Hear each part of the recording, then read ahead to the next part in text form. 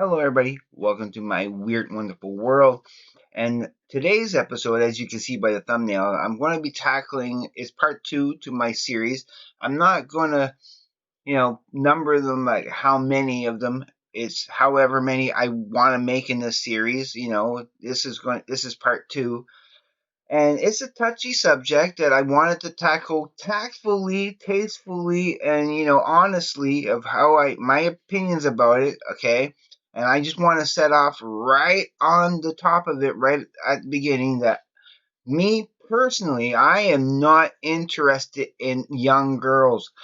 My cutoff line is nobody under 30. 30. I mean, still though, I only want someone my age, more my age. I really wouldn't mind somebody who's in, like, 50 in her, like, again, around my age. I'm 54.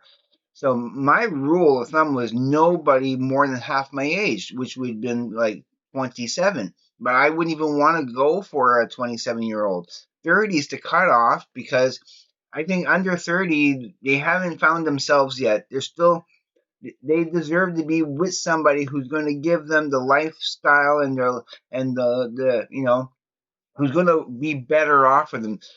No girl under 30 would be right for a guy like me. So just right off the bat, I am not interested in any of that stuff at all. And for what I'm going to be calling those PDF files, I do not condone whatsoever. I think is disgusting and immoral and just wrong. Personally, it's really vile and yeah, and they deserve the punishment they deserves for violating, such a yeah. So that's my opinion about that. But again, now when it comes to the music, which I'm getting to now, okay, there are examples that I have here. I just want to throw out there that when I was doing this research, it came up 188 songs. There's a playlist on Spotify, and it's under the heading jailbait, little dash, uncomfortable songs about underage girls. That's the title. There's a playlist. There's 188 songs in it, and most of them, like I mean, a large number of them are all from the '60s. There, of course, there's some from other decades. There's some from the '70s and '80s and '90s and even in the 2000s and that. And so from that list, from that playlist from Spotify, I I pulled out a few that was on that list, and I'll go through that for sure. And plus, I have some honorable mentions too that I need to talk about. you know. But okay, but before I get to the list, I want to quote something from this album. Okay, it's the Pursuit of Happiness, and that's their album, uh, Love Junk. In the song, and I thought this was appropriate. I just recently got this, and it was just like how perfect when I was listening to it, and this line came up, and I'm like, oh my gosh, that perfectly is a statement of how some people might feel about this. And I quote, okay, you take out my magnifying glass so I can see this properly. It's just a couple of little lines here, just right there. So it goes, and I quote, and I'm like paraphrasing the song here. I can't even look at young girls anymore. People will think I'm some kind of pervert. Adult sex is either boring or dirty. Young people, they can get away with murder. I don't write songs about girls anymore. I have to write songs about women. No more boy meets girl, boy loses girl. More like man tries to understand what the hell went wrong. Unquote. Yeah, yeah. I thought that was funny and appropriate. I heard that and I'm like, oh my gosh. Okay, yeah. He says it right there. And that's the thing about growing up and being an adult. I'm an adult now, so yeah, exactly that. I can't think of young girls anymore. I need somebody who is mature, who has a head on their shoulders and that. Now, the first one I kind of want to look at as for songs that are, about younger girls. One of the first ones that popped up was the Beatles on "Please Please Me." It's "I Saw Her Standing There," but that's it. There's a caveat to that one. This one I don't think it counts at all because, mind you, his girlfriend at the time, although she was 17, right? He was 20. He was 20 years old. Uh, Back then that was fine. That was fine. That I don't think there. I really don't think that crosses the line. I mean, when he sings a song today, he's not singing it from a perspective of an 80-year-old man. He's not singing it from that perspective. He is his 20-year-old self. That's the subject of the song you know. So don't ever think about it as no, he's a dirty old man thinking about a 17-year-old. No, no, that is a caveat. Okay, unlike this one here, Christine 16. Oh gosh, yeah. Gene Simmons is on that one, okay, and I have the deluxe edition here, which has a second disc, which has demos, and there's a Christine 16 demo on there, plus a couple of other songs. But I want to get into the booklet for a second, right? First of all, look at the alternate cover of what that could have been.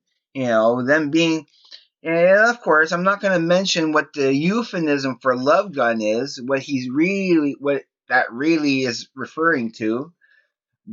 I mean, the cover should should give you some idea of this alternate cover. But what I want to look at is he's talking of Gene Simmons talking about Christine 16, and and I quote. Here's what he says: goes, Paul ripped off a few of my song titles, and for that one, I ripped off one of his. Christine 16 was written on keyboards. I've also I've always been a fan of the original doo-wop records. Instead of having a solo, the guys would talk. Even Elvis did that. And of course, Russell Mael does that on Reinforcements. And the talking part in the song sound to me like a dirty old man. Of course it does. Reciting some talking lyrics, of course. So when I see you coming out of that school that day, it sounds like a guy on the telephone. Ace hated it when he first heard it and said, "That's not rock and roll." And I'm going, well, guess what? It's going to be on the record. Unquote. That's Gene Simmons. Yes, it sounds like a dirty old man. Like when I saw her coming out of that school that day, I knew I had to have her. I had to have her. I mean, you're kind of egging it up a little bit about a 16-year-old. Yeah. See, again, I don't condone, but again, me as a young kid listening to this, because Kiss was my favorite band as a kid, I never caught the reference. 16 years old was older kids, I had no idea of it didn't, it was the music. The music. I always loved the song as a kid. It was one of my, a little bit more of my favorite songs, from them. I never saw it in a bad way at the moment at that time. I do see it now, and again, I do not condone it, but again, I'm able to separate the art from some of the content in the art, which is, of course, the whole point of this, these chapters of the darker side of music, of course. Also, what I have here, which I want to bring up, is "Girl, You'll Be a Woman Soon" from so something a little bit newer from a soundtrack, and and of course it's a cover. It's a cover of Neil Diamond. It's a Neil Diamond cover, but yeah, it's just in the title alone, it sounds inappropriate. It's like, "Girl, you'll be a woman soon." Basically, once you get with me, I'll make you a woman. No, that's again, I disagree. And even Sparks, because in that list, even Sparks, in that list of 188 on Spotify, this album is Outer Space came up, and specifically talking about the song Rockin' Girls. So Rockin' Girls came up in that list, and I understand. I heard the album, I have it. So I didn't. It never really. I mean, yes, I knew. I mean, I'm not deaf. I can hear what they're saying. But again, it didn't. It doesn't bother me. I don't get offended by stuff like that. I understand there's a the artistic freedom that artists should have. That should have. We didn't go through that September 19th hearing. In 1985 for nothing. You got to fight for the integrity of the artist, regardless if you don't like what the artist is singing about. You can 100% hate what they're singing about, but it's that freedom of speech. Freedom of speech should always be held above your sensibilities of what you like or dislike. Because there are people who like it. And it's harmless, it doesn't advocate, all the songs I've heard about jailbait, it never bothered me. A couple of quick honorable mentions. How about Young Lust from Pink Floyd's The Wall? Kind of, it was in that Spotify playlist. A Sweet Child of Mine, yeah, very suggestive, Um, and even Backdoor Man from the Doors, 60s, that, again, pretty suggestive and it's pretty creepy and uncomfortable if you really think about it. Again, I also want to go through some of these that I have in my list. I've already mentioned a couple of those already here, but what about Winger with 17? Okay, Stevie Nicks, Edge of 17, that's passable, I don't really consider it too bad of a song. There's Stray Cats, Sexy and 17. I already mentioned Paul McCartney's I Saw Her Standing There. I already mentioned Kiss Christine 16. Now, I'm not sure if these are three separate songs or just lyrics part of those, or a title of the same song. But what about Ringo Starr? Apparently, he has You're 16, You're Beautiful, You're Mine. I think that's three separate songs, but it sounds like a title of one song. You're 16, You're Beautiful, and You're Mine. But I could be. Somebody correct me on that. Is it three songs or is that one title? I'm not sure because the source I looked for, I was on Reddit, had your 16 slash your beautiful slash and your minds, and how about these two songs? Two songs with the title Jailbait. Let's go with the Ted Nugent. Ted Nugent has a song called Jailbait, and Motorhead has a song called Jailbait.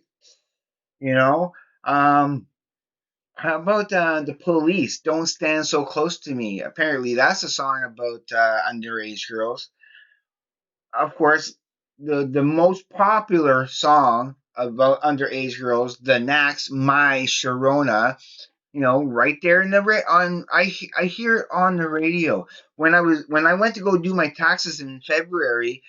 I was sitting there in the tax office and it was playing, and I was thinking about, the that whole topic at that point. Even maybe even the Runaways Cherry Bomb. Hello, Dad. Hello, Mom. Cherry Bomb. Yeah, that could be suggestive. Oh, here's a bad one. Motley Crue, all in the name of rock and roll. She's only 15. Oh, she's only 15. Ooh, come on. What are you guys thinking of? That's a bad one. Even Spinal Tap, a fictional band, has one. Tonight I'm going to rock you. So I won't even touch that. That's all I'm gonna say about that. And then, of course, one of the oldest that I was first aware of, and my first girlfriend when I was, when I was in my late teens, really didn't like this song. And it's Gary Puckett and the Union Gap. Young girl, stay out of my mind. Yeah, my love for you is way out of line. Ooh, yeah, no, okay. That really, again, that's the '60s. It's those boomers. It's not us Gen Xers, really. We kind of jumped on the bandwagon a little bit, but it's those boomers. They're prevalent. They were prevalent. And come on, look at Elvis Presley and Jerry Lee Lewis, for example. How young they married, and even Jerry Lee Lewis going so far as marrying his fourth cousin. Yeah. So, and he, of course, um, Jerry Lee Lewis was pretty much shunned for that, and pretty much his reputation was ruined because of that. And I don't know why Elvis Presley's reputation didn't get as ruined for marrying Priscilla, but it was a common thing in the '60s to marry young. So you can't really fault that generation too much. But yeah, I am not interested in that. Like I said, I really don't condone that underage, especially under like an older guy grooming a clearly somebody in their teens. No, so but separate the music from the subject matter. I can still enjoy these songs and not be worried about any, I don't get offended. I don't get offended. I just know where I stand, and that's all that matters to me, is that I have my integrity and my convictions. All right, that's all I want to say about this subject. I will talk more about the darker side of music. I will come up with another subject eventually. I kind of do want to go back again and talk about the some of those censored songs, like from the PMRC and that. I kind of wanted to talk about the this one in particular again. How sometimes it's all just a misunderstanding. That's not what the song is really about. For example, someone pointed out, and I knew it, of course, that Ozzy Osbourne's S Solutions it's about his abuse of alcohol. He's talking about, you know doing yourself in with alcohol. That's what he's talking about in that song. Is in And people hear that, just that title alone. Oh my gosh, she's talking about the S word. And so, interpretation is not the artist. Is all about the person who's interpreting whatever they want to interpret, however they see it. So, okay, I'm before I babble. I will continue more with the series. Maybe not right away. There's other videos I want to make. Oh, by the way, I looked up this just one last thing before I let you go. I looked up this chip challenge thing here. I still haven't not opened it yet. It's still sealed. You'll see me unseal it when I'm ready to open it. It's at 2.2 million Scoville on the Scoville scale. So the hottest I have gone, okay, is 1.6 on the Scoville. So this is going to be intense. But I'm pretty confident. I'm pretty sure that I can do this. I can do this. There's one time though, that one sauce I had made that was just a little too strong. I was able to eat like 4 out of 8, like half of it, but it was just building up and building up. But this is just one chip. I know it's hot, but yeah. So that's coming up in the next couple of days from now. Also, one very final thing before I let you go. For me, this weekend coming up is a long weekend. I will have 3 days off. I most likely will have the Sunday off. So anybody going live in that, I will be joining you in your lives as much as I can, either in the chats or if you want me on your channel. If you're going live on Sunday, definitely I want to be there and I want to join in. I love doing that stuff. So okay. So just letting you know about that. And again, I have many cool video ideas I wanna do for you still. Anyway, everybody, I'm just gonna let you go. No fancy closing. Just everybody, be safe. Take care. I will see you on the flip side. And please, everybody, have a great day, evening, morning, night, or afternoon, wherever you may be. Peace, everybody, and go.